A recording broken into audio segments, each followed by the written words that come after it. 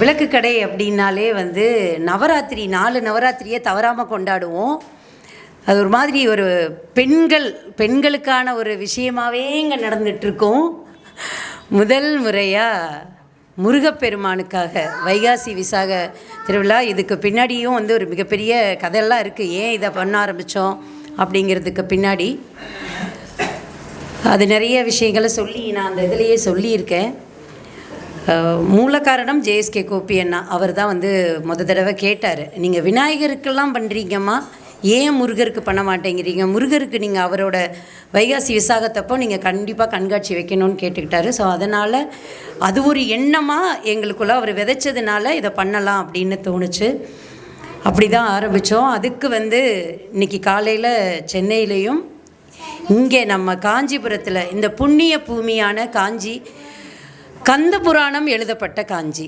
கந்தபுராணம் எழுதினதே இங்கே தான். அவ்வளோ ஒரு புண்ணியமான ஸ்தலத்தில் முருகப்பெருமானுக்கு வந்து ஒரு கண்காட்சி, அவருடைய திருவுருவங்கள் எல்லாம் கண்காட்சியாக வைக்கக்கூடிய ஒரு பாக்கியம் எங்களுக்கு கிடச்சிருக்கு அப்படின்னு தான் நினைக்கிறேன்.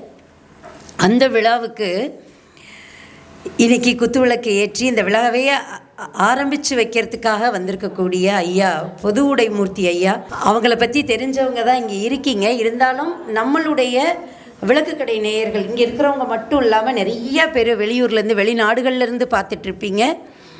அவங்களுக்கெல்லாம் ஐயாவை பற்றி சொல்லணுன்னா, எப்படி நம்ம வந்து வீட்டில் ஒரு பெரியவங்க இருந்தால் ஒரு நூலகமே இருக்கிற மாதிரின்னு சொல்லுவாங்க. ஏன்னா அந்த காலத்தில் பெரியவங்க வந்து எல்லாத்தையும் அரவணைச்சு நல்லது கெட்டது சொல்லி இது பண்ணிகிட்டு இருந்தாங்க. ஆனால் இன்றைக்கி நம்மளுக்கு சொல்கிறதுக்கு ஆள் இல்லை. அதனால தான் எந்த சேனலில் எந்த பதிவு வந்தாலும் ஜோதிடத்தை பற்றி வந்தால் அதோட வியூ வந்து நிறையா போகுது. அப்படி வந்து அவங்கவுங்க பார்வையில் சொல்லிகிட்டு இருக்காங்க. ஆனால் இன்றைக்கி நீங்களே உங்களுடைய விதியை பாருங்கள், உங்களுடைய அமைப்பு என்னன்றதை நீங்களே பார்த்துக்கோங்கன்னு சொல்கிற விதமாக அவ்வளோ அழகாக ஏஎல்பி அப்படின்னு சொல்லக்கூடிய ஒரு ஜோதிட முறையை உருவாக்கி வீட்டுக்கு ஒரு ஜோதிடர் வரணும். அதாவது இது வந்து எங்களுடைய பாரம்பரியம், நாங்கள் இது பாரம்பரியமாக பார்க்குறோம், எங்களை தாண்டி யாரும் சொல்லிட முடியாது அப்படின்ற இதுதான் வந்து ஆக்சுவலி இது தொழில் ரகசியம் மாதிரி. ஆனால் அதை வீட்டுக்கு ஒரு ஜோதிடர் இருக்கணும். அப்போது அந்த வீடு வந்து இந்நேரம் எப்படி நடக்குது அப்படிங்கிறத வந்து இது நம்மளுக்கு இப்படி தான் இருக்குன்றத எல்லோரும் புரிஞ்சிக்கணும். புரிஞ்சிக்கிட்டு அதை நம்ம பார்க்கும்போது அந்த பார்வை வேறையாக இருக்கும் அப்படிங்கிறத இந்த உலகத்துக்கு எடுத்து காமிச்சிட்ருக்கக்கூடிய ஐயா பொது உடைமூர்த்தி ஐயா, ஒரு மிகப்பெரிய கைத்தட்டல் கொடுக்கலாம். ஐயாவை பற்றி நான் தெரிஞ்சுக்கிட்டதை விட ஏஎல்பியை பற்றி தோழி சுர்முகி சொல்லி நிறையா தெரிஞ்சிட்ருக்கேன். ஏன்னா நானும் அவங்களும் நிறைய பயணப்படுவோம், நிறைய பேசுவோம். அவங்க வந்து ஒரு காலத்தில் நிறைய அவங்களுக்கு எனக்கு மட்டும் ஏன் இப்படி நடக்குதுன்னு புலம்புறதுக்காகவே எழுதி வச்சுருவாங்க. நானும் வந்து எங்கேயாவது லாங் ட்ரைவ் போனேன்னா தான் அவங்க ஃபோன் வந்து ரொம்ப நேரம் பேசுவோம், 1.5 மணி நேரம் 2 மணி நேரம் போகும். ஆனால் இப்போ அவங்களுடைய பேச்சு நிறைய மாறி இருக்குங்க. அது எதனால் அப்படின்னு பார்க்கும்போது, அம்மா என் வாழ்க்கையை நான் தள்ளி நின்று நானே பார்க்குறேன், அதுக்கு உதவுனவர் தான் ஐயா. அவங்களுடைய ஏஎல்பி அந்த ஜோதிட முறையை நான் கற்றுக்கிறேன்னு அவங்க சொல்லும்போது அவங்களுக்குள்ள உள்ள மாற்றம் வந்து எனக்கு ஒரு ஆர்வத்தை தூண்டி ஐயாவை பார்க்குறதுக்காக அவங்களுடைய வீட்டுக்கு என்னை கூப்பிட்டு போக முடியுமான்னு கேட்டு அங்கே போயிருந்தேன். அப்போ போயிருக்கும்போது எனக்குள்ளே இருந்த ஒரு மிகப்பெரிய சந்தேகத்தையும் ஐயா வந்து தீர்த்து வச்சாங்க. ஐயாவுக்கு வந்து தமிழில் பிடிக்காத வார்த்தை சந்தேகம் அப்படிங்கிறது. எதாக இருந்தாலும் கேள்வின்னு சொல்லுங்கள் அப்படின்னு சொல்லுவாங்க. எனக்கு அப்போ தெரியாது. ஆனால் நம்மளுக்கு இப்போது சமீபமாக வசந்த நவராத்திரி நடந்தது.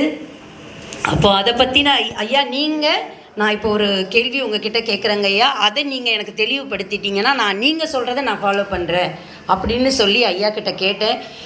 அப்போ வந்து சொல்லுங்கம்மா என்ன விஷயம்னு கேட்டப்போ சொன்னேன். எனக்கு வந்து நான் கிச்சனில் சமைச்சிக்கிட்டு இருக்கும்போது தோணின ஒரு விஷயம், விளக்கு கடைக்கு 7 பேர் வர வைக்கணும். 7 பேர் வந்து அந்த லலிதா சகஸ்ரநாமம் கொஞ்சமாவது தெரிஞ்சவங்களாக இருக்கணும்.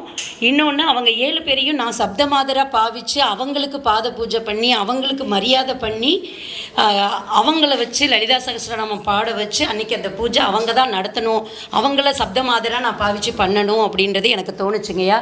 போன வருடம் பண்ணேன். என் கணவர் கடும் எதிர்ப்பு. அது மாதிரி என்கிட்ட ரொம்ப பாசமாக இருக்கிறவங்க, ரொம்ப என் மேலே ரொம்ப மரியாதை இருக்கிறவங்க, நீங்கள் எப்படி இன்னொரு பெண்ணோட காலை போய் நீங்கள் தொடுவீங்கன்னு நிறையா பேர் கேள்வி கேட்குறாங்க. ஆனால் உண்மையாகவே எனக்கு வந்து தோணின எண்ணம் இது. திரும்ப நான் எனக்குள்ளே நிறைய கேள்விகள் கேட்டு வருஷத்துக்கு இப்படி ஒரு வாட்டி பண்ணும்போது ஒவ்வொரு பெண்ணும், எனக்கு எதில் நிற்கிற ஒவ்வொரு பெண்ணும் சக்தின்னு நான் உணரணும், எனக்கு தலக்கணமே வரக்கூடாது, நான் அதுக்காகவாது இதை தொடர்ந்து செய்யணும்னு நான் நினைக்கிறேங்க ஐயான்னு. நானும் சுர்முகியும் நேற்று பேசணும். அந்த ஒரு கணம் ஐயா கண்ணை மூடி அவ்வளோ நேரம் நாங்கள் அன்றைக்கி கிட்டத்தட்ட ஒரு அரை நாள் ஐயா கூட இருந்திருக்கோம். அந்த ஒரு க்ஷணம் ஐயாவோட முகம் அப்படியே கண்ணை மூடி மாறி சொன்னார், கண்டிப்பாக செய்யுங்கன்னாரு. இது உங்களுக்கு மட்டும் இல்லை, இதை பார்க்குறவங்களுக்கு ஒரு மிகப்பெரிய புரிதலை கொண்டு வருமா, செய்யுங்கன்னாரு. ஐயா நீங்கள் சொன்ன வாக்கு பளிச்சது. அந்த வீடியோ வந்துக்கிட்டே இருக்குது தினமுமே. அது வர வர என்னாச்சு அப்படின்னா, நிறையா பேர் நாங்கள் எங்கள் வீட்டில் பக்கத்தில் இருக்கக்கூடிய பெண்மணிகள் எல்லாம் கூப்பிட்டு பாத பூஜை பண்ணணும், அந்த எங்களுடைய பார்வையை நீங்கள் மாற்றி கொடுத்தீங்கன்னாங்க. நான் மாற்றலை, அதை உண்மையாகவே மாற்றி கொடுத்தது ஐயா தான். இன்னைக்கு ஏன் இவ்வளோ தூரம் நான் பேசுகிறேன் அதுக்கு முன்னாடினா, அவர் வந்து உண்மையிலே சொல்லணும்னா பெரிய மகான். அவர் பக்கத்தில் உட்காந்து பேசக்கூடிய தகுதி எங்கள் யாருக்குமே கிடையாது. இதுக்கப்புறம் ஐயா வந்து நிறையா முருகரை பற்றியும், நம்ம ஜாதகத்தில் முருகர் வந்து என்ன மாதிரியான விஷயங்கள் எல்லாம் பண்ணிக்கிட்டு இருக்கார் அப்படிங்கிறத பற்றியும், இங்கே உள்ளவங்களுடைய கேள்விகள் இருந்தாலும் அதற்கும் ஐயா பதில் சொல்ல இருக்கார். பராசக்தி என்னுடைய பெற்றோர்கள் தாய் தந்தையை வணங்கி இந்த நிகழ்வு ஆரம்பிக்கிறேன். முருகனை பற்றி பேசணும், அதுவும் வைகாசி விசாகத்தை பற்றி பேசணும், இல்லை இந்த ஒரு விளக்கு கடை பற்றி பேசணும். இது எல்லாத்துக்கும் ஏஎல்பிக்கும் எனக்கும் நிறைய தொடர்பு இருக்குது அப்படின்னா ஒன்றுக்கு விளக்கு இருக்குது. இன்றைக்கி என்கிட்ட படித்த இந்த தமிழ்நாடு மட்டுமல்ல, இந்தியா மட்டுமல்ல, உலக நாடுகள் இருக்கக்கூடிய அத்தனை பேருக்கும் பிரம்ம முகூர்த்தத்தில் எதிர்த்து நீ சாமி கும்பிட்றியோ கும்பிடலையோ, நீ கோயிலுக்கு போறியோ கோயில் போகலையோ, நீ வந்து உன்னுடைய வேண்டுதல் என்ன பிரார்த்தனை வைக்கிற அப்படின்னா, காலையில் 4:30 மணிக்கு எழுந்திருக்கிற பிரம்ம முகூர்த்தத்தில் 4:32 தான் கிளாஸு, எழுந்திரிச்சு ஒரு விளக்கு மட்டும் ஏற்று. அப்போ அங்கே ஒரு விளக்கு வந்துடுது. அந்த வெளிச்சம் வந்து பிரகாசமாக ஒவ்வொருத்தருடைய வாழ்க்கையிலையும் வரணும் அப்படிங்கிறது. ஏன் அப்படின்னா, இந்த விளக்குங்கிற வார்த்தைக்காக நான் அர்த்தம் சொல்கிறேன். இந்த ஒரு 20,000 குடும்பத்தில் இன்றைக்கி இந்த 4:32க்கு இந்த விளக்கு ஏற்றுறாங்க அப்படின்னு வச்சுங்களேன். எனக்கு அதுதான் என்னுடைய பெரிய சக்ஸஸ், என்னுடைய வெற்றி அப்படிங்கிறது இந்த நேரத்தில் உங்கள்கிட்ட சொல்லிக்க முடியும்.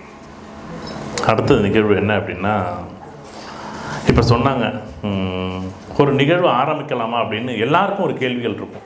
இங்கே இருக்கக்கூடிய எல்லாருக்கும் ஒவ்வொரு விதமான கேள்விகள் இருக்கும். எனக்கு அப்படி ஒரு கேள்வி இருக்கும். என்ன அப்படின்னா, சின்ன பிள்ளையில் வந்து ஒரு 5வது படிக்கும்போது ஒரு திருச்சியில் இருக்கக்கூடிய கோவில், அந்த கோவிலோட பேர் சொல்ல வேண்டாமே, நான் சொல்லலை. அப்போ 49 ரூபாய் 48 ரூபாய் எனக்கு அந்த கோவில் டூரிஸ்ட்டு போகிறதுக்கு, சின்ன குழந்தையாக இருக்கும்போது அழைச்சிட்டு போகிறதுக்கு கேட்குறாங்க வீட்டில்.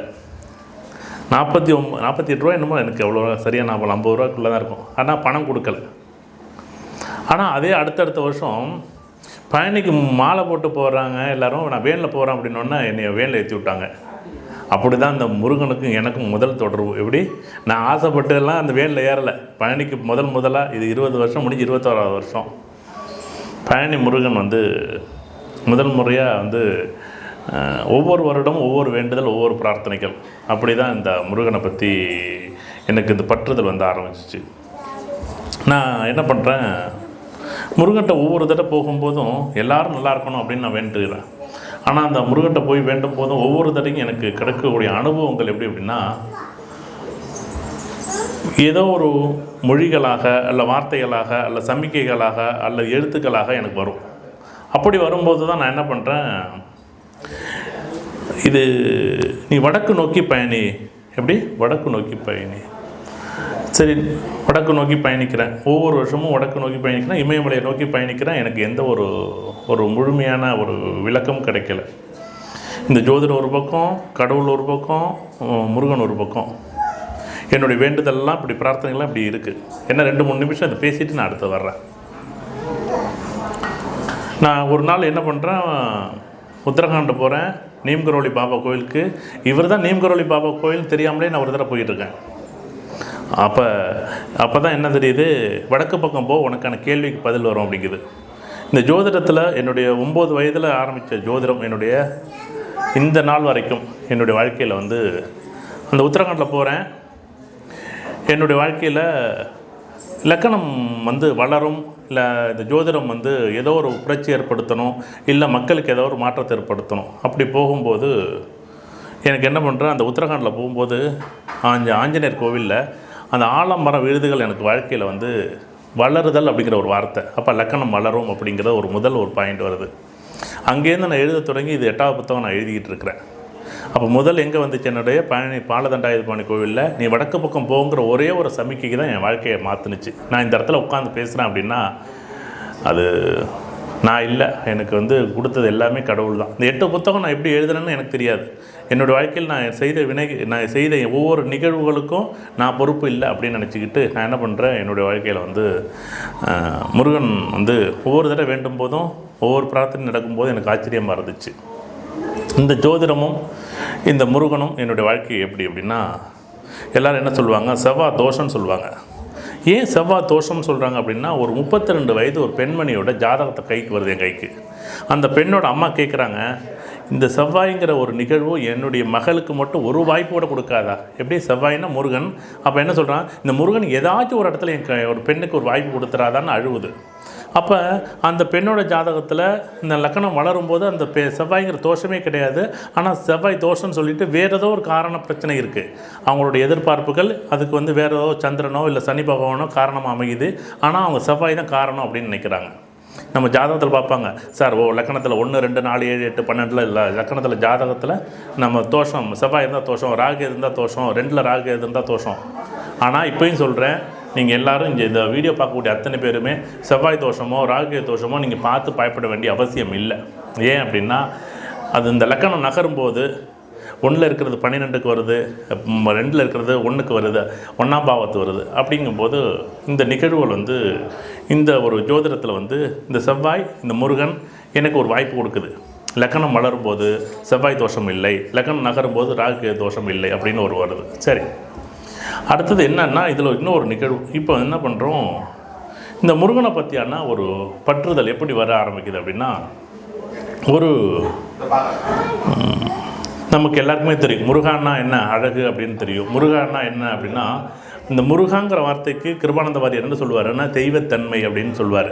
அதாவது மகிழ்ச்சி வேணுமா முருகான்னு சொல்லு, தெய்வத்தன்மை வேணுமா முருகான்னு சொல்லு, புகழ்ச்சின்னு வேணுமா, ஆனந்தம்னு வேணுமா, சந்தோஷம்னு வேணுமா, எல்லாமே உனக்கு வீரம்னு வேணுமா, விவேகம்னு வேணுமா அப்படின்னா 6 பிரிவுகளாக அவர் பிரிக்கிறார் இந்த முருகாவை.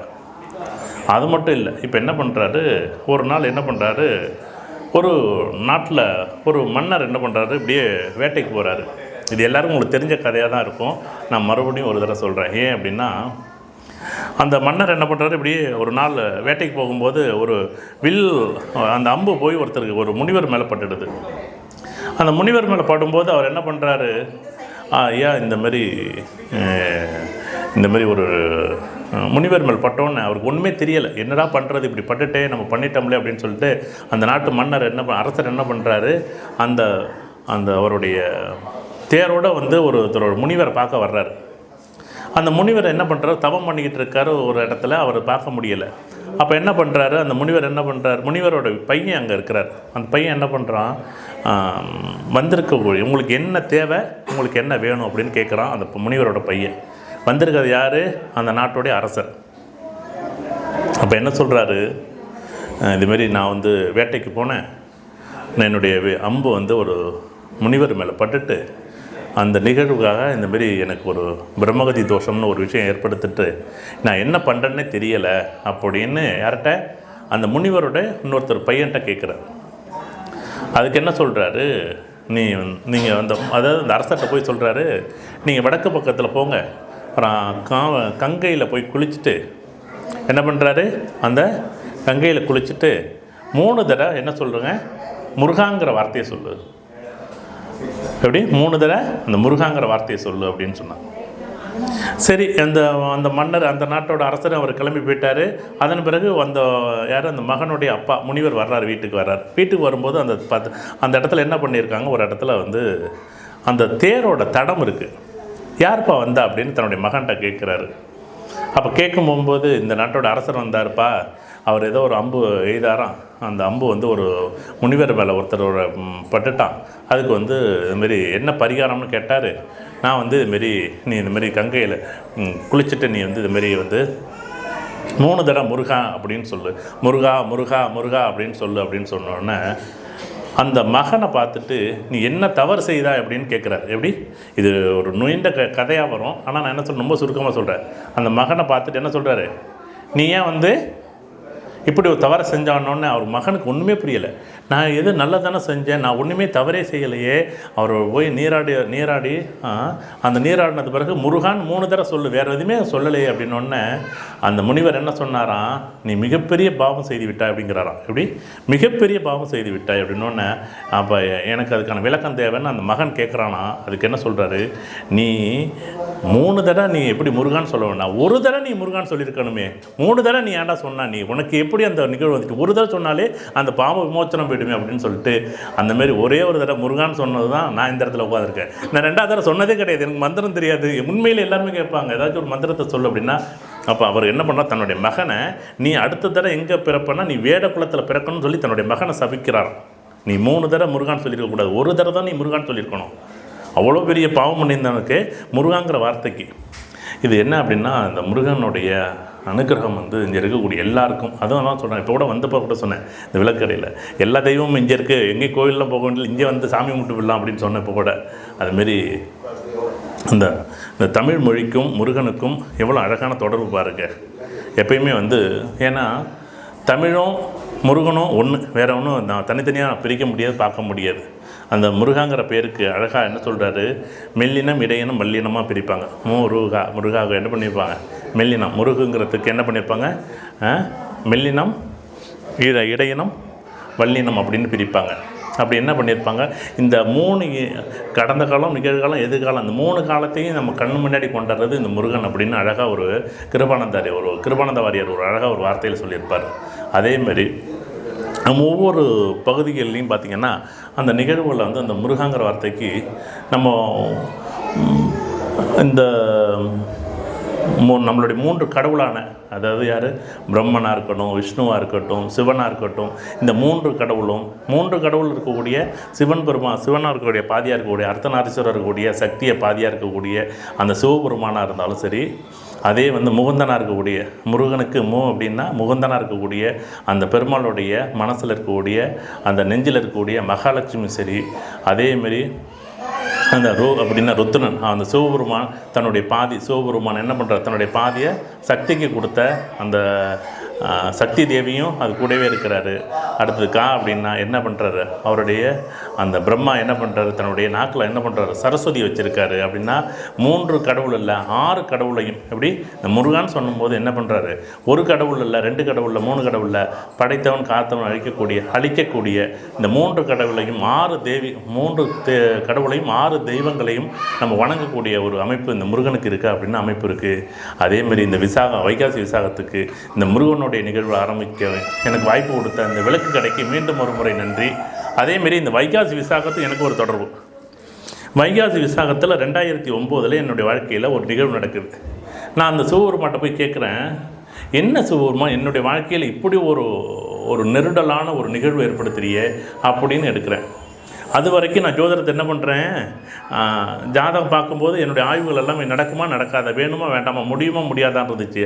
ஆனால் அந்த வைகாசி விசாகங்கிற ஒரு வார்த்தைக்கு ஒரே ஒரு நாள் என்னுடைய கேள்விக்கு, நீ இந்த இடத்துலேருந்து கிளம்பும்போது உன்னுடைய வாழ்க்கை மாறும் அப்படின்னு ஒரு திருவிளையாடல் நடந்துச்சு. அந்த திருவிளையாடலுக்கு பிறகு தான் இந்த ஜோதிடத்தை நான் முழுமையாக நம்ப ஆரம்பித்தேன் என் வாழ்க்கையில். அதோட்டு இந்த வைகாசி விசாகமும் சரி, இந்த முருகனுடைய அருளும் சரி, இந்த வாழ்க்கையில் எல்லாருடைய வாழ்க்கையிலையும் இந்த முருகப்பெருமானுடைய அருளாசி எப்போதும் கிடைக்கணும்.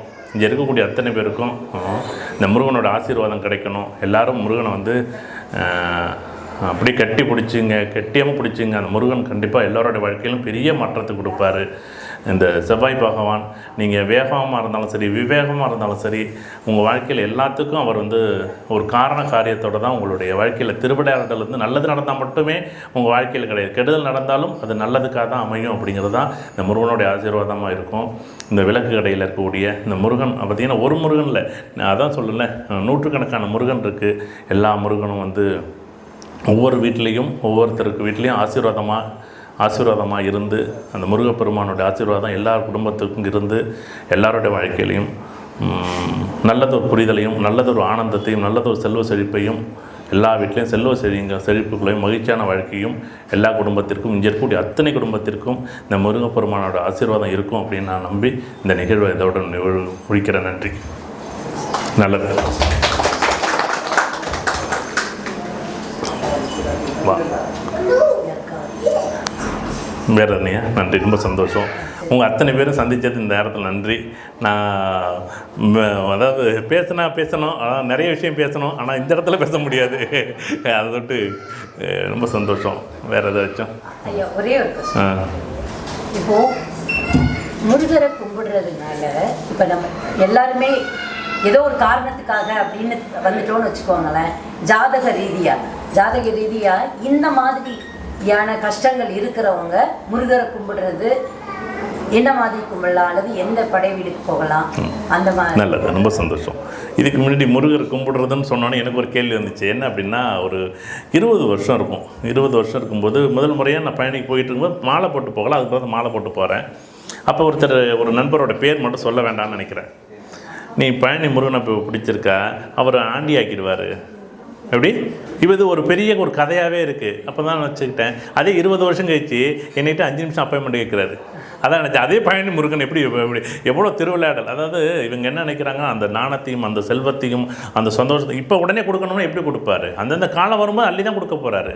அதை தொட்டு வந்து எந்த உடனே இப்போ திருச்செந்தூர் போனால் வந்து கடவுள், பழனி போனால் அப்படியே வந்து நாணத்தை இல்லை, எல்லா முருகனும் ஒன்று தான். அதேமாரி இப்போ நான் வந்து சொல்ல மேஷத்துக்கோ இல்லை வந்து கடகத்துக்கோ இல்லை துலாமுக்கோ இல்லை மகரத்துக்கோ நீங்கள் திருச்செந்தூர் முருகனுக்கு எடுத்துங்க. அதேமாரி 8 கோடி முருகன். நீங்கள் குழந்தை இல்லாதவங்களுக்கு எப்போயுமே 8 கோடி போயிட்டு வாங்க அப்படின்பேன். இது என்ன அப்படின்னு தெரியாது. நான் வந்து எனக்கு தெரிஞ்ச எல்லா நண்பர்களையும் ஆண் பெண் 2 பேரையும் போய் சொல்லுவேன் அந்த 8 கோடி முருகனுக்கு. அந்த பால் அபிஷேகம் பண்ணி அந்த பாலை வந்து நீங்கள் 2 பேருமே அருந்துங்க, அவங்க வாழ்க்கையில் வந்து புத்திர பாக்கியம் கிடைக்கும் அப்படின்னு 8 கோடி முருகன் திருவாரூர் பக்கத்தில் இருக்குது. அதேமாரி அந்த கோவிலுக்கு போயிட்டு வாங்க அப்படின்பேன். ஒன்று மேஷமோ இல்லை கடகமோ இல்லை துலாமோ இல்லை மகரமோ இருந்துச்சுன்னா நீங்கள் 8 கோடி போயிட்டு வாங்க அப்படின்னு சொல்லுவேன். அதேமாரி இப்போ எல்லாருமே என்ன பண்ணுவாங்க, இல்லை சார் எனக்கு பெரிய போராட்டமாக இருக்குது, எனக்கு பெரிய சிக்கல்களாக இருக்குது, என் வாழ்க்கையில் எதிரியே இருக்கக்கூடாது, எதிரி இருக்காங்க அப்படின்னு ஏதாச்சும் ஒன்று சொல்லிக்கிட்டே இருந்தாங்கன்னா சிக்கல் சிங்காரவேலன் கோயில் போங்க.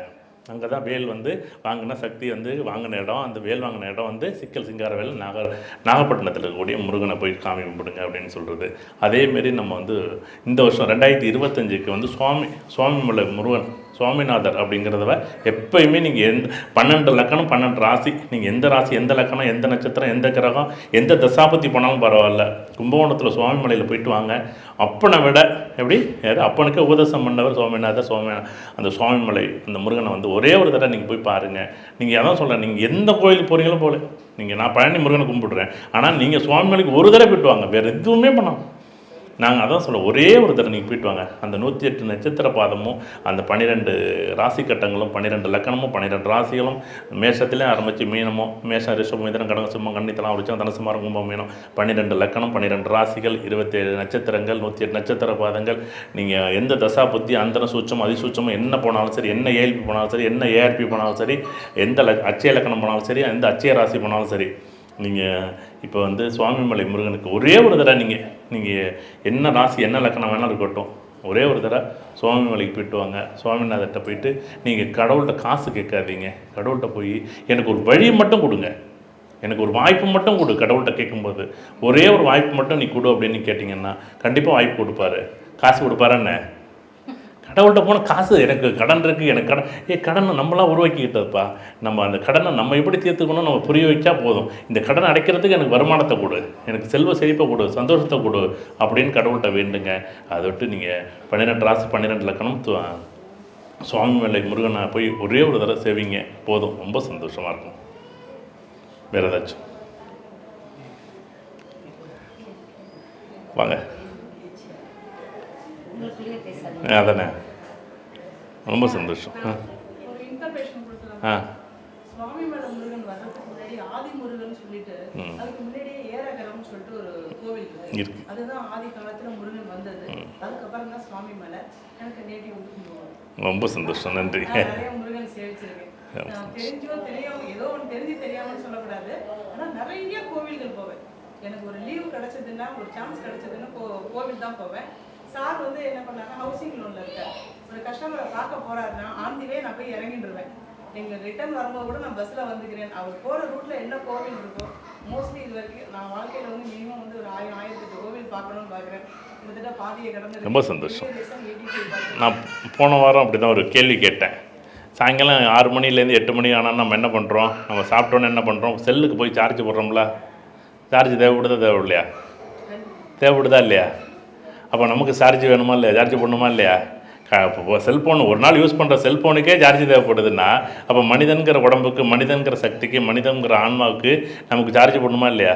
அதுவும் கோவிலுக்கு தான் நமக்கு சார்ஜ். நம்ம அதை வந்து நம்மளுடைய உடம்பை வந்து ஐயா நீங்கள் எல்லாருமே என்ன நினைக்கிறாங்கன்னா கோவில் போனால் எல்லாருமே பணம் கிடைக்கும், பேர் புகழ் கிடைக்கும், அப்படிலாம் இல்லை. அந்த ஆனந்தத்தை அதை உணரும்போது, அந்த சரணாகதியை உணரும்போது அந்த நிகழ்வு அப்படியே ஆனந்தமாக கிடைக்கும். அதுதான் நம்ம வாழ்க்கையில் அவ்வளோ திருப்திங்கிற ஒரு நிகழ்வு கிடைக்கும் பாருங்கள். அதுதான் நமக்கு சார்ஜ். அது வந்து 120 வருஷம் இல்லை, 360 வருஷம் கூட ஓடும் நம்ம வாழ்க்கையில். அதை விட்டு கோவில் போகிறது வந்து உடனே ஏதோ நமக்கு தெரியாது என்னென்ன நினைக்கிறோம். நம்ம வந்து ஒரு செல்ஃபோனில் வந்து சார் இதில் 60% சார்ஜ் இருக்குது சார் அப்படின்னு சொல்கிறோம், இதில் 80 இருக்குது அப்படின்னு சொல்கிறோம். நம்ம மனிதனுடைய வாழ்க்கையில் எவ்வளோ எத்தனை பர்சன்டேஜ் சார்ஜ் இருக்குது யாருக்கு தெரியும்? யாருக்குமே தெரியாது. நம்ம என்ன பண்ணுறோம், நம்ம சில பேர் எனக்கு போதும்னு நினச்சி நிற்பாங்க. சார் நான் சாமியை கும்பிட்றதில்ல சார். உனக்கு 100 இருக்கியா, நீ எதுட்டு கும்பிட வேண்டாம். ஒருத்தருக்கு கோயிலாக போவார், அவருக்கு 60 இருக்குது. இன்னும் கோயில் போனால் 40% இன்னும் வரணும் இருக்குது. அதை விட்டு இன்னும் போங்க, போயிட்டே இருங்க. அது 100 வரும்போது நீ திருப்தியாக நின்றுவா, நீ வரும்போது சந்தோஷம். இல்லை இல்லை நம்ம அது அவங்களுக்கு பலன் கிடைக்கிறது. அது பூர்வ ஜென்ம பாவ புண்ணியமா? அது பாவ புண்ணியம். நம்ம அப்படி தான் சொல்லிக்கணும். இப்போ அதுக்கான விளக்கம் கொடுத்தா நிறைய கொடுக்கணும். ஏன்னா நம்ம என்னென்ன எல்லாமே என்ன சொல்கிறாங்கன்னா இது வந்து இப்போ நீங்கள் உதாரணத்துக்கு 2 பேர் வச்சுக்கோங்க. இப்போ உதாரணத்துக்கு இவங்களுக்கு தெரியும், உங்களுக்கு தெரியாது. இப்போ நீங்கள் இவங்க எனக்கு ஒரு உதவி செய்கிறாங்கன்னு வச்சிங்களேன். இது இந்த நிகழ்காலத்தில் எனக்கு வந்து எனக்கும் இவங்களுக்கு கொடுக்கல் வாங்கல் இருக்குது. நான் இவங்க ஏதோ கொடுக்குறாங்க, இல்லை அவர் ஏதோ கொடுக்குறாரு. ஆனால் நீங்கள் யாருன்னே தெரியாது. நான் பஸ்ஸில் ஏறுறேன், நீங்கள் என்ன பண்ணுறீங்க, நான் கீழே ஒரு ஸ்டெப் கீழே வச்சுட்டேன், நீங்கள் என்ன பண்ணுறீங்க, கையை பிடிச்சி நீங்கள் பிடிச்சி மேலே பிடிக்கிறீங்க. நீங்கள் யாருன்னே தெரியாது, நீங்கள் எந்த ஊரும் தெரியாது, மூர்த்தி நல்லவனா கெட்டவன் தெரியாது. ஆனால் நீங்கள் கையை பிடிச்சி மேலே தூக்கி விட்றீங்கல்ல, இதுதான் பூர்வ புண்ணியம். இப்போ தெரிஞ்சு செஞ்சால் அது நிகழ்காலத்தில் உள்ள கர்மா. தெரியாத ஒருத்தர் நமக்கு நல்லதை கெட்டதை செஞ்சால் அவர் வந்து பழைய பூர்வ புண்ணியம், அதுதான் கர்மா. ஏன்னா நம்ம என்ன நினைக்கிறோம், எல்லாருமே இவங்க வந்து சார் பக்கத்து வீட்டுக்கார சண்டை போட்டார், நிகழ்காலத்தில் அவருக்கும் உனக்கும் சண்டை இருக்குது, அதோடு சண்டை போட்டுக்கிட்டுங்க. இவர் யாருனே இதில் சார் இவனை வந்து பேசிக்கிட்டே இருக்கார். நம்ம போவோம் பஸ்ஸில் போகும்போது யாரோ ஒருத்தர் நம்மளை சாதாரணமாக திட்டிட்டு போயிடுவார். யாருன்னே தெரியாது, நம்மளே திட்டுறாங்க, நீ வாங்கணுன்னு இருக்கு. ஏன்னா நான் இன்றைக்கி உதாரணமாக நடிகர் ராஜேஷ் அதை அடிக்கடி சொல்லுவேன். ஏன் அப்படின்னா நீங்கள் அவர்கிட்ட நான் நிறைய ஒரு 3 மணி நேரம் பேசினா 30 புக்கு எழுத முடியும் அவர்கிட்ட. நான் எப்படி பேசுவார் அப்படின்னா இந்த புறம் பேசுதலுக்கு ஒரு வார்த்தை சொல்லுவார். எப்படி சொல்லுவார்னா, நம்ம முருகன் எப்படியெல்லாம் பேச வைக்கிறார் பாருங்கள். என்ன பண்ணுறாரு, ஒருத்தர் பற்றி ஒருத்தர் பேசவே கூடாது அப்படின்னு சொல்லுவார். ஏன்னா எனக்கும் உங்களுக்கு தெரியாது, என்னுடைய ஆன்மாவுக்கும் உங்கள் ஆன்மாவுக்கும் அது தெரியும். நாளைக்கு அவர் சந்திக்கவே மாட்டீங்க, இல்லை நான் சந்திக்க மாட்டேன். அதை விட்டு புறம் பேசுதல் கூடாதுன்னு நிறைய டைம் சொல்லுவார். அது உதாரணமாக அவ்வளோ அழகாக சொல்லுவார். அதுமாரி நம்ம அந்த பூர்வ புண்ணியம் கர்மா அப்படிங்கிறதுக்கு நிறைய விளக்கம் கொடுக்கணும். ஆனால் கண்டிப்பாக வந்து ஏதோ ஒரு வகையில் அது வந்து நம்ம செய்யக்கூடிய செயல்களுடைய ஒரு தொடர்ச்சி தான். அதை விட்டு நம்ம இருக்கிற காலம் வரைக்கும் சந்தோஷமாக எல்லாரும் நல்லபடியாக இருந்துக்க வேண்டியதான்.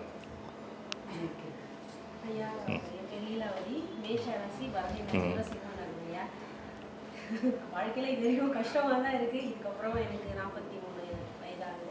இதுக்கப்புறம் நான் எப்படி இருப்பேன்? இல்லை இது என்னென்ன நம்ம எல்லாருமே என்ன நினைக்கிறோம் அப்படின்னா, ஏதோ வந்து இங்கே இருக்கிறவங்க எல்லாருக்கும் ஒவ்வொரு விதமான மேடு பள்ளம் இருக்குமா. இப்போ இந்த பாதை போகிறோம்ல, நீங்கள் ஒரு ஊருக்கு போகிறீங்க, நான் ஒரு ஊருக்கு போகிறேன். பாதை நேராக இருக்கா, வளைவு நெளிவாக இருக்கா? ஆனால் நீங்கள் போகிற பாதை மட்டும் தான் வளைஞ்செளிஞ்சிருக்குன்னு நீங்கள் சொல்கிறீங்க. அவ்வளோ வித்தியாசம்.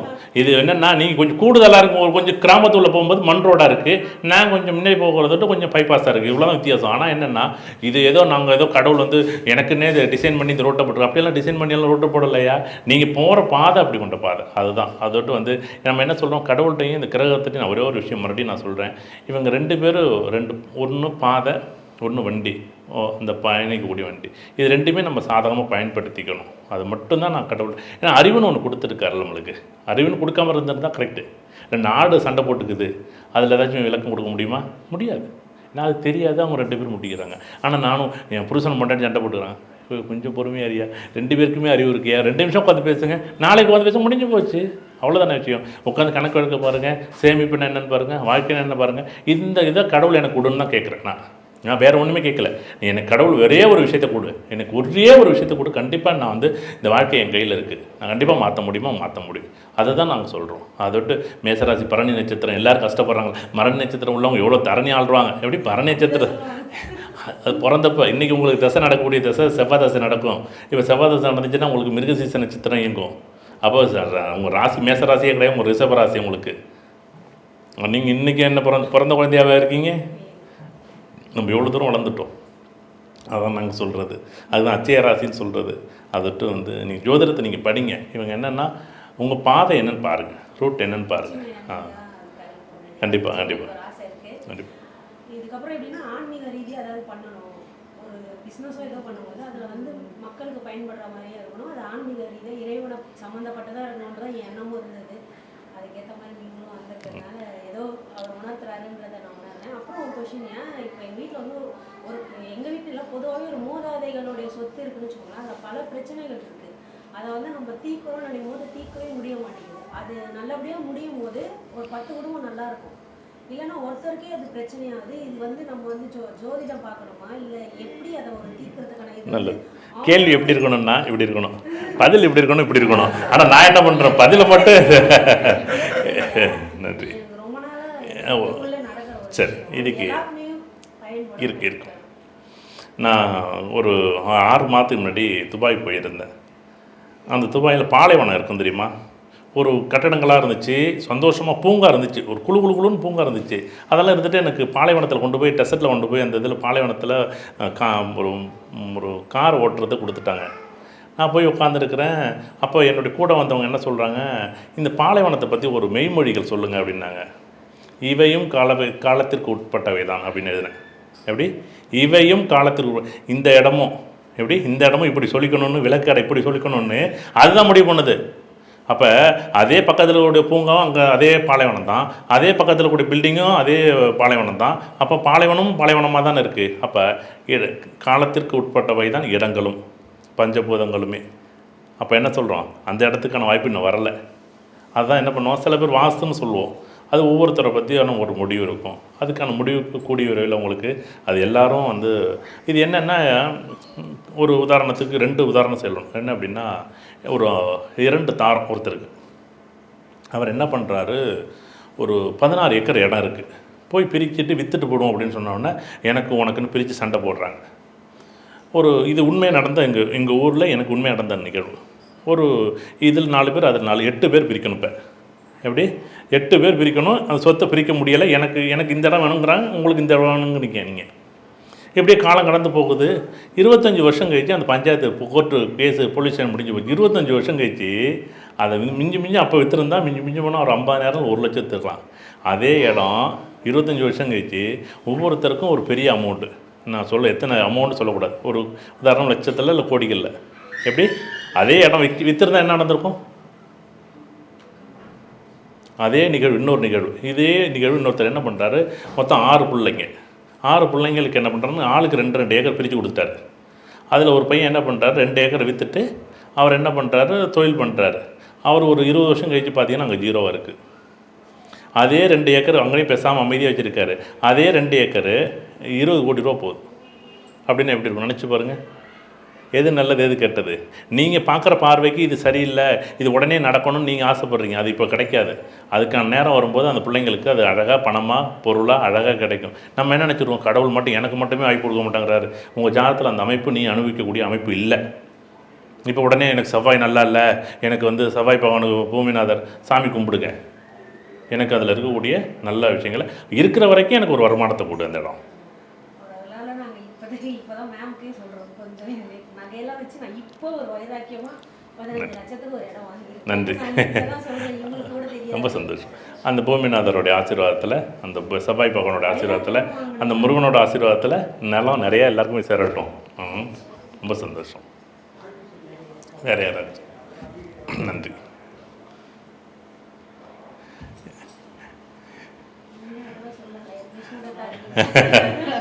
நன்றி. அவர்கிட்ட கேட்கவே மாட்டாங்க. ஏன்னா ஐயா வந்து சரி.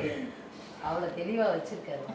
அப்படி இல்லை என்னென்ன கேட்கறதே எனக்கு, அதாவது இன்னைக்கு வந்து நீங்கள் சொன்னீங்க இவ்வளோ வருஷமாக எனக்கு பிரச்சனையாகவே இருக்குன்ட்டு. நான் இந்த கிளாஸுன்னு ஒன்று ஜாயின் பண்ணேன். ஃபஸ்ட் டே அவருக்கு எப்படி தான் அவ்வளோ பொறுமை இருந்தது தெரியல. ஐயாட்டே சொன்னேன். 2 நாள் ஃபுல்லாக எல்லாரும் வந்து எனக்கு பிரச்சனை எனக்கு பிரச்சனை எனக்கு பிரச்சனை மட்டும்தான் சொன்னாங்க.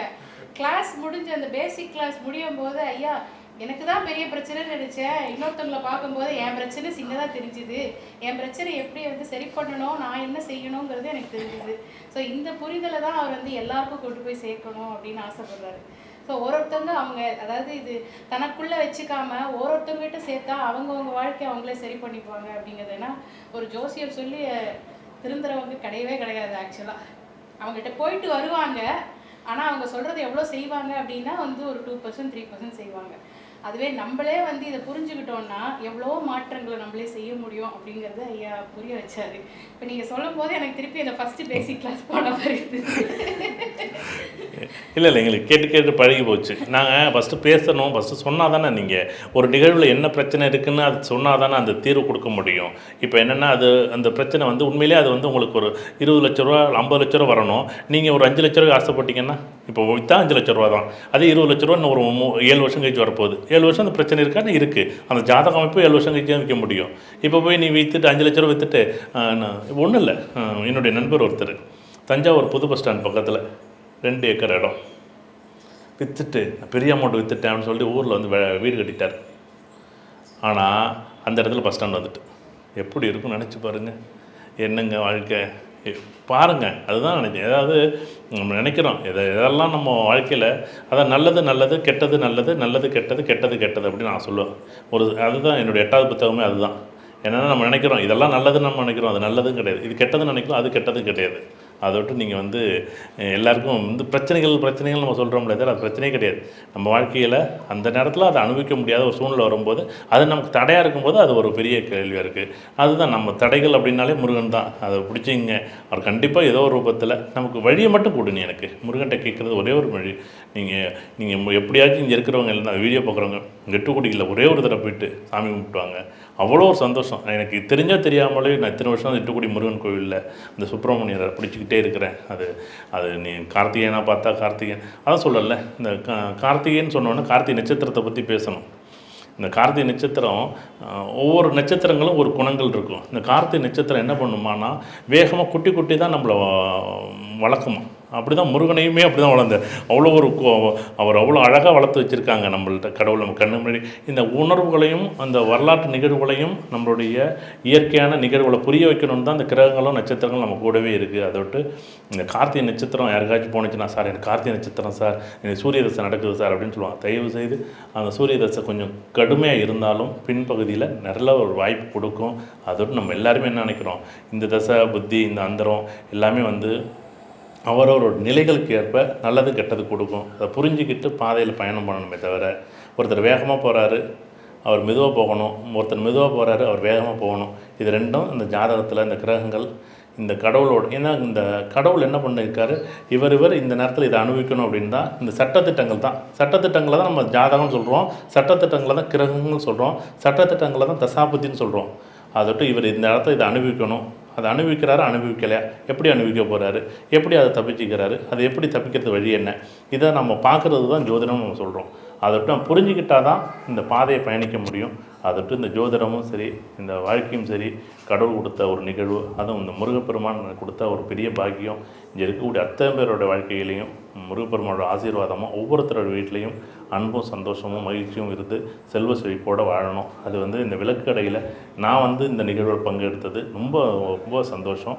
அதுவும் இதுமாரி சுர்மிகி அவங்க வந்து இந்த நிகழ்வுக்கு வந்து கலந்துக்கணும்னு சொன்னதும் சரி, அதேமாரி அவங்களுடைய விளக்குடைய அத்தனை குடும்பத்தினர் அத்தனை பேருக்கும் அவன் எல்லாருக்கும் அந்த உறவுகள் எல்லாருக்கும் இங்கே இருக்கக்கூடிய உறவுகள் எல்லாருக்கும் பரிபூர்ணமான இறைவனோட ஆசீர்வாதம், நவக்கிரகங்களோட ஆசீர்வாதம், பஞ்சபூதங்களோட ஆசீர்வாதம், 27 நட்சத்திரங்களோட ஆசீர்வாதம் இங்கே இருக்கக்கூடிய எல்லாரோருக்கும் ஆசீர்வாதமாக ஆகட்டும் அப்படின்னு நான் வேண்டிக்கிறேன். ரொம்ப சந்தோஷம்.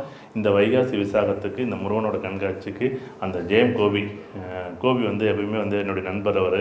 அவர் வந்து அதான் சொல்லலை, ஒரு நாள் என்ன பண்ணுறாரு, திண்டிவனத்தில் ஒரு ஹோட்டலில் சாப்பிட்டுக்கிட்டு இருக்காரு. சரி, இவருக்கு நமக்கு தெரியாது, நம்மளை பார்க்காம போகிறாருன்னு நினச்சிட்டு போயிட்டார். சரி போகட்டும் அப்படின்னு விட்டுட்டேன். சரி, நான் அவருக்கு தெரியாதுல்ல, நமக்கு தெரியாத போய் என்ன நம்ம போய் விளக்கம் கொடுக்கக்கூடாதுன்னு நினச்சேன். வெளியில் போய் கார் பார்க்கிங்கில் நிற்கிறாரு. வணக்கம் அப்படின்னாரு. சரி நீங்கள் தெரியாமல் பார்த்துட்டு எனக்கு தெரியாது அப்படின்னு நினச்சேன் அப்படின்னு. சார் உங்களுக்கு தான் சார் வெயிட் பண்ணுறேன் அப்படின்னாரு. ரொம்ப சந்தோஷம் அப்படின்னு பேசிக்கிட்டு இருந்தோம். அப்போ ஒரு புத்தகம் கொடுத்தோன்னா ஒரு சந்தோஷம் அன்னைக்கு.